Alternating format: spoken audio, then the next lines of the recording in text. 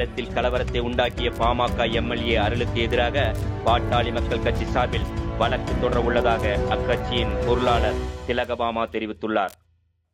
கோவை விமான நிலையம் பின்புறம் கல்லூரி மாணவி மீது நடைபெற்ற கூட்டு பாலியல் வன்கொடுமை சம்பவத்தில் குற்றவாளிகளுக்கு உரிய தண்டனை வழங்க வேண்டும் என கோவை மாநகர காவல் ஆணையரிடம் பாட்டாளி மக்கள் கட்சி சார்பில் மனு அளிக்கப்பட்டது. பாமக பொருளாளர் திலகபாமா தலைமையில் நடைபெற்ற இந்த மனு அளிப்பு நிகழ்வில் கோவை மாவட்ட பாமக நிர்வாகிகள் பலரும் கலந்து கொண்டனர். பின்னர் செய்தியாளர்களை சந்தித்த திலகபாமா கூறியதாவது: தமிழகம் முழுவதும் பெண்களுக்கு எதிரான பாலியல் வன்கொடுமைகள் அன்றாடம் நடைபெற்று வருகின்றன. முதல்வர் ஸ்டாலின் எனது கை இரும்பு கையாக செயல்படும் என்று கூறியிருந்தார். ஆனால் இப்போது அந்த கை எங்கே போனது என்பது தெரியவில்லை. அண்ணா பல்கலைக்கழகம், கடலூர், கோவை என மாநிலம் முழுவதும் பாலியல் குற்றங்கள் அதிகரித்து வருகின்றன. இதற்கு காரணம் போதை பழக்கம். ஆனால் முதல்வரின் கட்டுப்பாட்டில் இருக்கும் காவல்துறை இதை தடுக்க எந்த நடவடிக்கையும் எடுக்கவில்லை என தெரிவித்தார். அவர் மேலும் கூறியபோது, தீபாவளிக்காக மது விற்பனைக்கு அரசு டார்கெட் வைத்துள்ளது. ஆனால் சட்ட ஒழுங்கை பேணுவதற்கு ஏதேனும் டார்கெட் வைத்திருக்கிறார்களா? சம்பவம் நடந்த இடத்தில் நாம் தமிழர் கட்சியினர் மதுபான கடையை உடைத்தனர். அதே செயலை பொதுமக்கள் செய்தால் காவல்துறை பாதுகாப்பு அளிக்கிறது.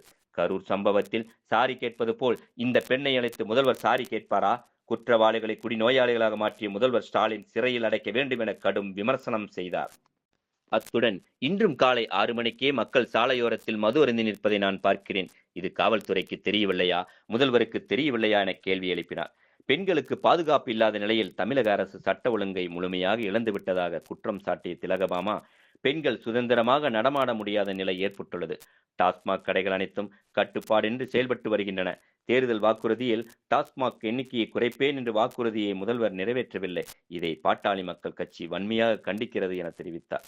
சேலம் பாமக எம்எல்ஏ அருள் காரை தாக்கிய சம்பவம் குறித்து கூறுகையில், பாக்கு காய வைத்த இடத்தில் வாகனம் நிறுத்தியதை மாற்றுத்திறனாளி ஒருவர் எதிர்த்ததால் ஏற்பட்ட வாக்குவாதம் சண்டையாக மாறியது. ஆனால் எம்எல்ஏ அருள் பல பொய்களை கூறி வருகிறார். சிசிடிவி காட்சிகள் அனைத்தையும் வெளிச்சமிட்டுள்ளன. கலவரத்தை உண்டாக்கிய அருளுக்கு எதிராக பாமக சார்பில் வழக்கு தொடர உள்ளோம் என திலகபாமா தெரிவித்தார். பாமக அமைப்புக்குள் மோதல்கள் குறித்து கேள்விக்கு பதிலளித்த அவர், இரு தரப்பினருக்கும் வன்முறையை நாங்கள் ஏற்றுக்கொள்ள மாட்டோம், அறவழியில் பேச வேண்டும் என்பதை வலியுறுத்தி வருகிறோம். வன்முறைக்கு பாட்டாளி மக்கள் கட்சி ஒருபோதும் போகாது என கூறினார். கோவை மண்ணை ரொம்ப அமைதி தவழ்கின்ற மாவட்டமாக வைத்திருக்க வேண்டும் என்று இவ்வளவு மெனக்கட்டாலும் அப்படிதான் நம்ம நம்பிட்டு இருக்கிறோம். ஆனா இன்றைக்கு தொடர்ச்சியாக தமிழகத்தின் எல்லா பகுதியிலும் நடந்து கொண்டிருக்கிற பெண்களுக்கு எதிரான பாலியல் வன்கொடுமை இங்கேயும் அரங்கேறியிருக்கிறது. அதுவும் முழுக்க முழுக்க போதைப் பொருளின் அட்டுழியத்தினாலதான் இந்த பாலியல் வன்கொடுமையோட கரம் இறுக்கமா ஒவ்வொரு பெண்களை கழுத்தை நெரிக்க தொடங்கி இருக்குது. முதலமைச்சர் ஒவ்வொரு தடவையும் சொல்றாரு, எங்கேயும் தப்பு நடந்தா என் கை இரும்பு கையாக செயல்படும் என்று. இப்போ அந்த இரும்பு கை எங்க போயிருச்சுன்னு எங்களுக்கு தெரியல. தொடர்ச்சியா நடந்துட்டு இருக்குது. அண்ணாமலை பல்கலைக்கழகத்திலிருந்து தொடங்கி ஆரம்பாக்கம், கடலூர் மாவட்டம், இன்றைக்கு கோவை மாவட்டத்தில் பெண்களுக்கு எதிரான பாலியல் வன்கொடுமைகள் அரங்கேறி கொண்டே இருக்கிறது. ஒரு பக்கம் போதைப் பொருளையும் இவங்களால கட்டுப்படுத்த முடியல. கட்டுப்படுத்த வேண்டிய காவல்துறை முதலமைச்சர் கட்டுப்பாட்டில் இருக்கு. முதலமைச்சர் என்ன செய்துட்டு இருக்காரு? நாங்க என்னங்க செய்ய? எல்லாம் கல்ச்சர் மாறிடுச்சு. கஞ்சா எல்லா பக்கமும் சாதாரணமாக கிடைக்குது அப்படின்னு சொல்ற மனப்போக்கை என்ன மாதிரி பாக்குறது? நீங்க ஒவ்வொரு தடையும் தீபாவளிக்கு டார்கெட் வைக்கிற இந்த தமிழக அரசு இந்த தமிழகத்தை சட்டம் ஒழுங்கு பாதுகாப்பாக கொண்டு வருவதற்கு எங்கேயாவது டார்கெட் வச்சிருக்கிறாங்களா? இல்லை இங்க உற்பத்தி திறனை பெருக்கிறதுக்கு டார்கெட் வைக்கிறாங்களா? இன்னும் சொல்ல போனா அங்க ஒரு கடை இருக்குது, நாம் தமிழர் கட்சி அடிச்சு நொறுக்கி இருக்காங்கன்னு நினைக்கிறேன். இது நம்ம பல நாளுக்கு முன்னாடி செய்யணும். ஆனா எப்பயும் டாஸ்மாக் கடையா எங்களுக்கு இந்த போதைப் பொருள் வேண்டாம், கலாச்சாரம் வேணான்னு பொதுமக்கள் அடிச்சு நொறுக்குனா அந்த கடைக்கு தான் காவல்துறை பாதுகாப்பு போகுது. அப்ப காவல்துறை மேலேயும் குடிமகன்களுக்கு மரியாதை வராது. இப்ப இந்த சூழல்ல தமிழக அரசு என்ன செய்து கொண்டிருக்கிறது? முதலமைச்சர் கரூர்ல எல்லாருக்கும் கூப்பிட்டு சாரி கேட்ட மாதிரி இப்ப அந்த பொண்ணுகிட்ட சாரி கேட்பாரா?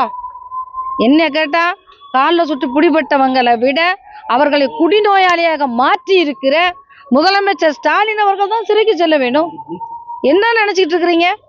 எல்லா இடத்துலையும் டாஸ்மாக் கடை எல்லா பக்கமும் வந்துருச்சு. அதை விட சந்து கடை, அவன் அங்கீகாரம் வாங்கி வச்சிருக்க கடையே எண்ணிக்கை அதிகமா இருக்குன்னு நினைச்சிட்டு இருக்கும் போது எல்லா பக்கத்துலையும் அவன் கடையை திறந்துட்டு இருக்கான். இன்னைக்கு காலையில நான் பயணப்பட்டு வர்ற இடத்துல பார்க்குறீங்கன்னா டாஸ்மாக் கடைக்கு பின்னாடி இருந்து எல்லாம் குடிச்சிட்டு தான் வந்துட்டு இருக்கிறாங்க. 6 மணிக்கு பார்க்க முடியுது. இப்போ இது காவல்துறைக்கு தெரியாமல் இருக்கா, முதலமைச்சருக்கு தெரியாமல் இருக்குதா? வருமானம் வரும்போது மட்டும் எண்ணி கையில் சேர்த்துக்கிறீங்க. இது மிக மோசமான ஒரு சான்று. தமிழக அரசு எவ்வளவு பிற்போக்குத்தனமாக நடந்து கொண்டிருக்கிறது, எவ்வளவு செயல் இழந்து போய் இருந்திருக்கிறது. அது தமிழக அரசின் கட்டுப்பாட்டில் சட்டம் ஒழுங்கு இல்லை, பெண்களுக்கான பாதுகாப்பு இல்லை. கேட்டால் பெரியார் மண்ணுன்னு சொல்கிறீங்க.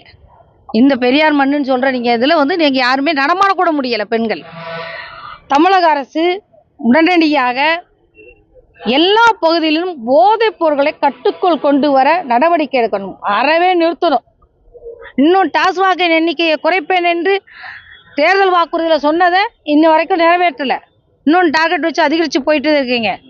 இந்த நடந்து முடிந்த இந்த சம்பவத்திற்கு நீங்கள் யாரோ குற்றவாளி அரெஸ்ட் பண்ணிட்டேன்னு சொல்லி முடிஞ்சிறது இல்லை.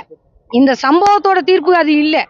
ஆனால் இந்த தமிழக அரசு மோசமாக இருக்குதுங்கிறதுக்கான சான்று அது. இதற்கான தீர்ப்பை தேர்தல் வரைக்கும் இல்லாமல் முதலமைச்சர் இப்போ மன்னிப்பு கேட்க வேண்டிய சூழலில் இருக்கிறாரு. பாட்டாளி மக்கள் கட்சி இதுக்கு தனது கடுமையான கண்டனத்தை இந்த இடத்தில் பதிவு செய்கிறது.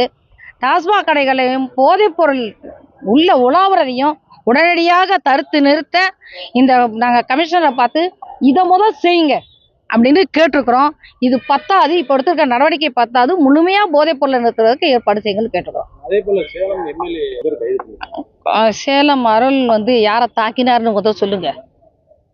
அவர் துக்க வீட்டுக்கு வந்த இடத்துல பாக்கு காய போட்டிருக்கிறதுல போய் வண்டியை நிறுத்துறாங்க. எப்போ பாக்கு காய போட்டிருக்கு வண்டியை நிறுத்தாதான்னு சொன்ன உடனே சொன்ன ஒரு ராஜேஷ் என்ற மாற்றுத்திறனாளியை அருளை சேர்ந்தவர்களும் அருள் எல்லாம் சேர்ந்து அடித்து நொறுக்குறாங்க. இப்போ மருத்துவமனையில் மருத்துவம் பார்த்துட்டு இருக்காங்க. இந்த சம்பவத்துக்கு பதில் சொல்ல மாட்டாங்களா? இப்போ நான் சொல்கிறேன், உங்களை ஒருத்தர் அடிக்கிறாங்க, உங்களை சார்ந்தவங்க உங்களை பாதுகாக்க வரமாட்டாங்களா? அப்போ எங்கள் நிர்வாகியை ஒருத்தர் அடிக்கிறான்னா அதுக்குரிய மாவட்ட செயலர் பாதுகாப்பு கொடுக்க வரமாட்டாரா? அவரும் கூட இப்படி ஏன் செய்திங்கன்னு தான் கேட்குறாங்க. ஆனால் அருள் ஏகப்பட்ட பொய்களை ஊடகத்தின் வாய்களாக சொல்லி கொண்டு இருக்கிறார். இந்த பொய்கள் அடுத்து சிசிடிவி ஃபுட்டேஜ்லேயே வெட்ட வெளிச்சம் ஆகிவிட்டது. அருள் இப்படி கலவரத்தை உண்டாக்கி சாதாரண நிர்வாகிகளை அடித்து நொறுக்குகிற இந்த அருளை உடனடியாக கைது செய்ய வேண்டும் என்று பாட்டாளி மக்கள் கட்சியின் சார்பில் நாங்கள் வழக்கு தொடுக்க இருக்கிறோம். வழக்கு இன்னைக்கு கொடுத்துட்டு இருக்கிறாங்க. அது எங்களோட கோரிக்கையா தமிழக அரசு முன்னாடி. என்னை பொறுத்த வரைக்கும் 2 தரப்புக்கிட்டையும் யாருக்கிட்டையுமே வன்முறையை நானும் சரி எங்கள் தலைவரும் சரி அதுக்கு உடன்பாடான ஆட்கள் இல்லை. யார் தவறு நடந்தாலும் உடனே அதுக்கான குற்றங்க தவறுன்னு போய் அறவழியில் தான் பேச சொல்லி கேட்டுட்ருக்குறோம். அறவழியில் தான் இப்போ இன்றைக்கி நாங்கள் ஆர்ப்பாட்டம் பண்ணியிருந்துருக்கலாம். ஆனால் காவல்துறை அரெஸ்ட் பண்ணிட்டாங்க. அரெஸ்ட் பண்ண பிறகு எதுக்கு அதுக்கான மூல காரணம்னு நாங்கள் கமிஷனர்கிட்ட பேசிட்டு போகிறோம். அப்போது எது சரியான நடவடிக்கை அதை செய்கிறதுக்கு நாங்கள் தயாராக இருக்கிறோம். வன்முறைக்கு பாட்டாளி மக்கள் கட்சி ஒரு நாளும் வழிவிடாது.